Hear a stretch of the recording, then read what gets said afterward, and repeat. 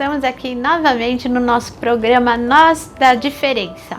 Eu sou a Regina Célia, psicóloga, psicanalista e pessoa com deficiência visual. Hoje eu estou com uma blusa florida, com flores com tom de rosa e roxo, folhas, uns tons azuis.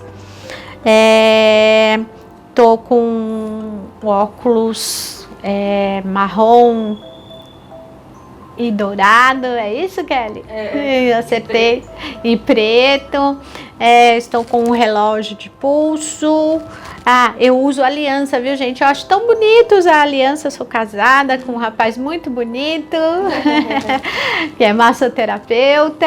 Há 18 anos já sou casada e eu adoro usar aliança. Não tiro aliança para nada. Estou com um brinco prateado e cabelo amarrado e rabo de cavalo. Retomando um pouquinho do que a gente tem conversado nesses episódios, né? Eu estou contando um pouquinho da história da minha vida. Não para me enaltecer, simplesmente para contar a minha história de vida, para mostrar o quanto nós temos semelhanças, o quanto a gente passa por fatos de vida iguais e que para cada um surte um efeito. Não é? Por isso que eu faço algumas perguntas para vocês, se vocês já passaram por determinadas situações, algumas lembranças, alguns fatos, para provar que nós somos semelhantes, não iguais, mas semelhantes. E o que nos diferencia é como reagimos para as mesmas situações, os mesmos fatos, né?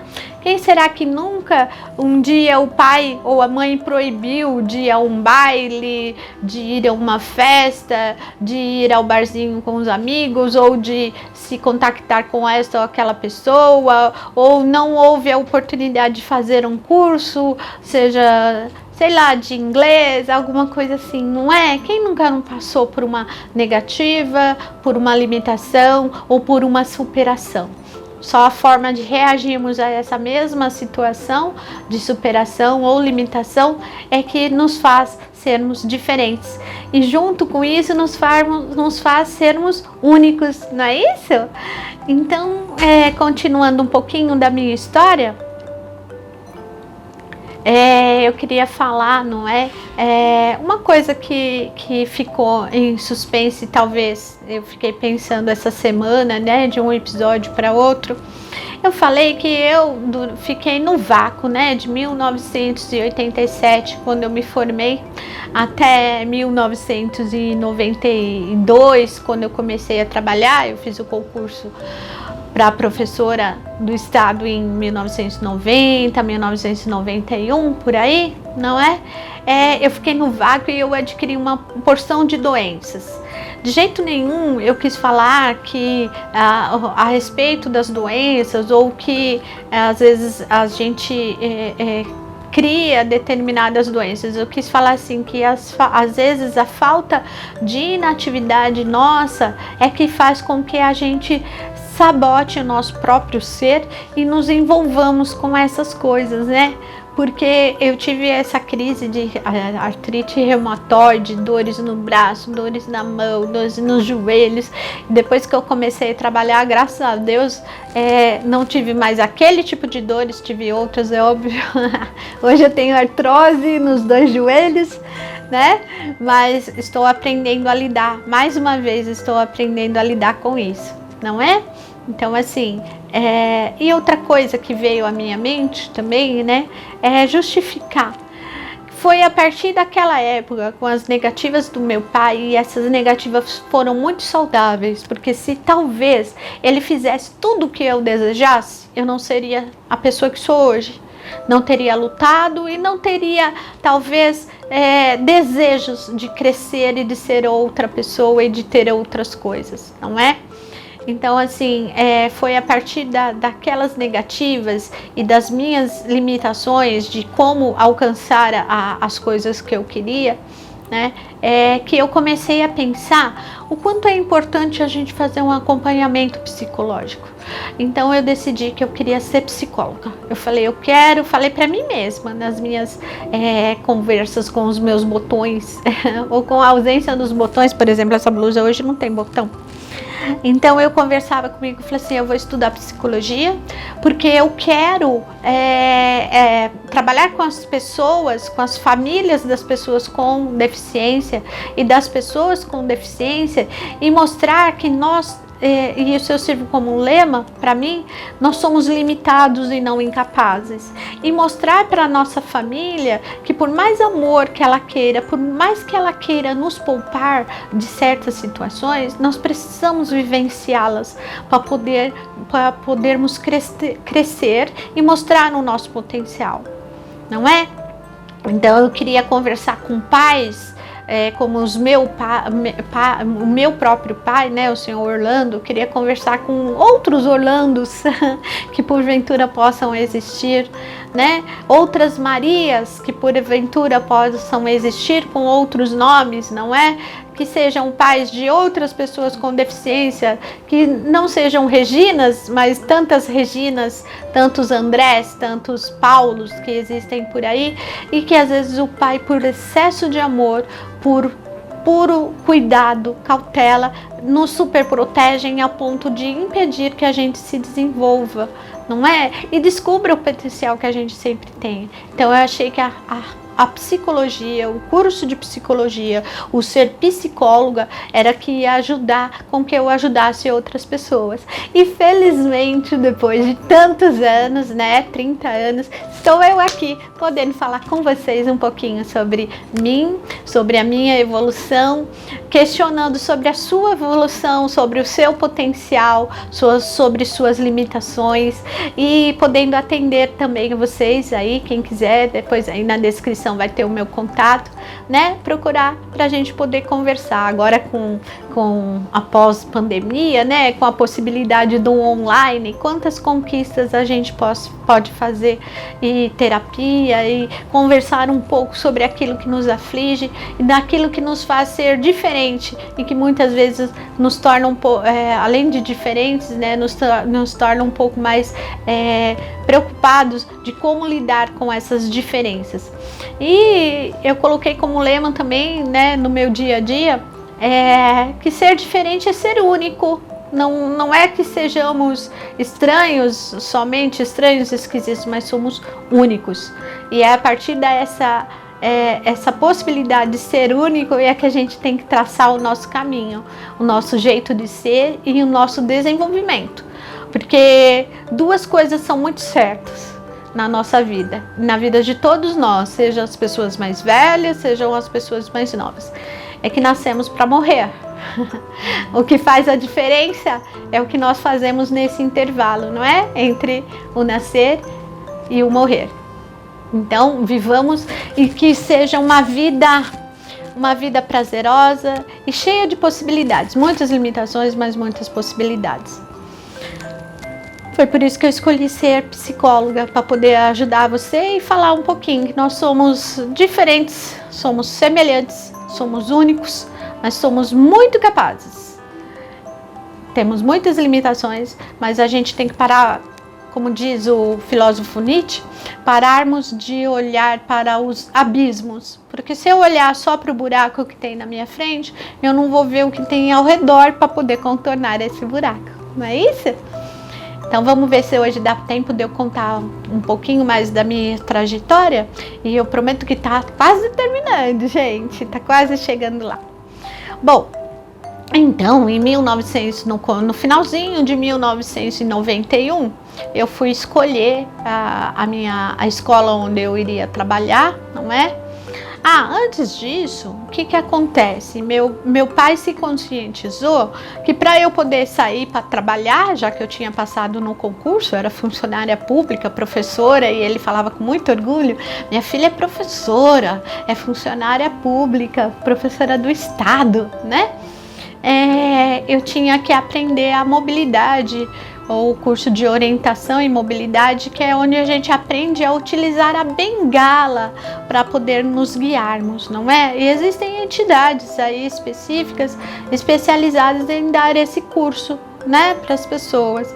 Tem muitas entidades famosas aqui em São Paulo, Lara Mara, que trabalha com a criança, de crianças de 5, 6 anos já usam suas bengalinhas para andar dentro de casa, no ambiente onde moram, na escola, não é? Tem a Fundação Dorina Noil, que também dá esse tipo de curso, e tantas outras entidades aí, né? Eu não vou ficar citando aqui, falei as maiores, as mais famosas, para não esquecer de ninguém e não ser injusta com ninguém. Mas essas são as mais famosas aqui em São Paulo, capital. Bom, então eu fui fazer, inclusive, numa entidade que atualmente não atende mais pessoas com deficiência visual, sim somente pessoas com deficiência física, que na época se chamava DRPV, que é a sigla que significava Divisão de Reabilitação Profissional Vergueiro, e que hoje virou um polo de da assistência, né, do projeto Luci Montoro, que trabalha exclusivamente com pessoas com deficiência física. Bom, ela ficava ali na Rua Vergueiro. Foi lá que eu conheci meu primeiro namorado, que também era deficiente visual. Foi lá que eu conheci o meu atual marido, que também é deficiente visual, né? Depois eu conto a minha história aí dos namoros, dos amores e desamores.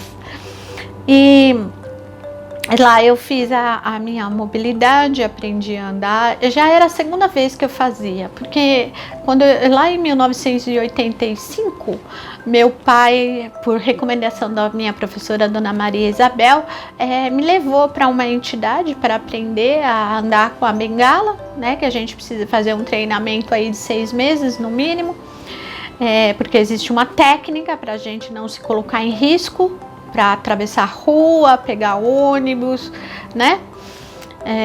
Ou mesmo a caminhada pelas calçadas tão cheia de imperfeições como são as calçadas de São Paulo, capital.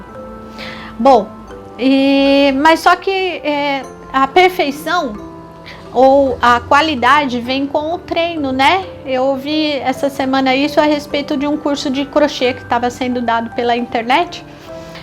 Então uma jovenzinha de 12 anos falou que ela tinha aprendido a fazer o crochê e que a perfeição vem pelo treino. Eu achei muito legal essa frase. Então o que aconteceu? Eu não treinei andar de bengala, eu não treinei a minha mobilidade com auxílio de bengala e eu acabei perdendo o jeito e acabei me esquecendo. E aí eu entrei novamente na lista de espera e consegui realmente fazer o curso, né? Só que enquanto meu pai pôde me levar e me buscar na escola, enquanto ele tinha saúde, o Fusquinha bege, ele fez isso. Depois eu conto a história do Fusquinha do meu pai. Então, no final de 91, mais ou menos, eu fui escolher a escola onde trabalhar e a gente também chama atribuição, né? Fui para atribuição na diretoria de ensino da região onde eu moro, Zona Norte de São Paulo. E existia uma escola que eu falei, eu vou trabalhar lá. Existiam algumas pessoas que eu conhecia, jovens, né? Jovens, um rapaz e 2 moças que estudavam lá, que eram cegos, que tinham estudado lá na mesma escola que eu estudei, no Silva Jardim, e que lá na época só tinha de 1ª a 8ª série e foram fazer o colegial, na época chamado colegial, que hoje é ensino médio, passou por 2º grau, ensino médio, atualmente é ensino médio, né? E eu pensei assim, bom, eu sou deficiente visual, eu sei braille, então quando eles forem fazer provas, alguma coisa que necessite exclusivamente do braille, que é a prova de química, matemática, física, né? Eu transcrevo essas provas como? Eu vou escrever na datilografia as respostas dele para o professor corrigir, certo? Pensei, bom, isso é o suficiente, então eu vou escolher essa escola. E essa escola ficava bem longe da minha casa. O apelido da escola era Verdão. Aí fui trabalhar no Verdão. Em janeiro, escolhi a escola. Em janeiro, eu fui me apresentar. Eu tinha que me apresentar para a direção da escola para poder tomar posse antes de entrar em exercício. São esses os termos técnicos no serviço público, certo? Toma posse para depois entrar em exercício. Bom, fui lá conversar com a diretora, né? E aí meu pai me acompanhou e ainda falou assim: olha aqui, tá aqui a minha garota, né? Meu pai sempre me apresentava assim: essa é a minha garotinha. Bom, aí a diretora falou, né, a senhora vai pegar uma sala de terceiro ano. Aí eu falei, não, eu queria trabalhar como professora de sala de recursos. Ela falou, mas a senhora não pode. Aí pronto. Aí, como assim? Ah, a senhora não pode porque tem para trabalhar com sala de recursos e atender esses alunos com deficiência visual que nós temos aqui, a senhora tem que ter uma formação de pedagogia com especialização em deficiência visual. E a senhora só tem um curso técnico de magistério. Não pode, a senhora vai ter que assumir uma sala de crianças sem deficiência. Aí começou a minha batalha. Aí eu falei assim, caramba, e agora? Eu vou dar conta? Ai, se eu tivesse ouvido o que meu pai falou, né? Pra eu ficar em casa lá esperando o dia que ele morresse pra eu ganhar a metade da pensão dele, né? Não, mas aí eu fui lá, guerreira, como sou até hoje, e acho que isso, pra mim, hoje é motivo de orgulho e não de simplesmente de obra de elogios, né? Eu falei, vou ter que dar um jeito. Quando eu assumi, dentro da escola já havia um acordo interno, oficioso, que não é mais possível hoje, que a gente chamava de rodízio. Então, apesar da gente ser titular de uma sala, eu ser coordenadora de uma única sala, eu estava lá registrada como professora do terceiro ano D de dado, né? Existia a professora do terceiro ano B, terceiro ano C, e aí o que acontece? A gente dividia as matérias. Então tinha a professora que dava só aula de português por terceiro ano B, C e D. Tinha uma professora que dava aula de matemática por terceiro ano B, C e D. E eu dava história, geografia e ciências, que eram só 2 aulas por semana por terceiro ano B, C e D. E aí eu consegui me desenvolver. Uma grande amiga muito querida e amada, a Zelinda, gravou todos os textos dos 2 livros de História, Geografia, 3 livros, né? História, Geografia e Ciências. Gravou em fitas cassetes, que é uma coisa que eu acho que nem existe mais. Depois eu explico o que é uma fita cassete. Trago uma aqui para mostrar para vocês. Eu copiei todos os textos em braille e eu lia junto com as crianças os textos. Ela pegou os mapas que tinham de geografia e história e ampliou, colocou numa folha de papel dobradura e contornou com lã. E eu fixava aqueles mapas, né, que tinha lá sobre o que é município, né, o que é cidade, o que é bairro. Eu coloquei uma legenda em braille, e eu fixava os mapas na lousa e eu apontava, né, com o meu dedo ou com a régua no mapa, na parte do mapa, para que eles olhassem comparativamente no caderno deles, no livro deles, para saber o que a gente estava falando, da definição do que é cidade, mapa, cidade, município, bairro, né? E assim eu fui criando possibilidades de dar aula de História, Geografia e Ciências para aquelas crianças lindas. E aí eu vou parando por aqui. Semana que vem eu continuo contando aí como foi o desenvolver da minha história profissional, né? Até chegar os dias de hoje com a minha segunda profissão, que é a psicologia e a psicanálise. E não esqueça aí de dar o seu like, curtir o nosso programa, curtir aí, encaminhar para as pessoas que você gosta, que você acha que esse conteúdo vai fazer alguma diferença na vida dessa pessoa. E não esqueça de fazer o seu comentário, se você está gostando, se você enfrentou um dia um desafio como o meu, de você estar preparadinha para fazer determinada coisa e chegar lá e alguém dá um choque em você, dá um banho de água fria, falando não é bem assim. E aí, conta pra mim, quero saber como que você enfrentou, ou se você não enfrentou, se você se acomodou ou desistiu, conta pra mim, vamos conversar, porque a minha história é igual à sua. Nós somos diferentes, mas somos únicos. Não é isso? Lembra que eu tinha falado no começo? Somos diferentes, mas somos únicos. É isso que nos faz a nossa diferença. Somos semelhantes, né? Mas somos únicos. É isso que faz a diferença na nossa história, no meu dia a dia e no seu dia a dia também. Tá bom? Não esqueça então de dar o seu like, de comentar e compartilhar. E até semana que vem. Conta aí pra mim se você tá gostando. Beijo! Até semana que vem!